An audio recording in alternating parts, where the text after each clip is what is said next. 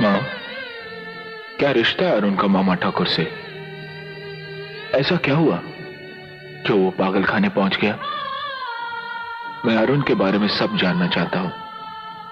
क्या जानना चाहते हो तुम? क्या लगते हो तुम अरुण के? न जाने कब उसने इस दिल को छू लिया और अपना सा लगने लगा। ऐसा ही था वो।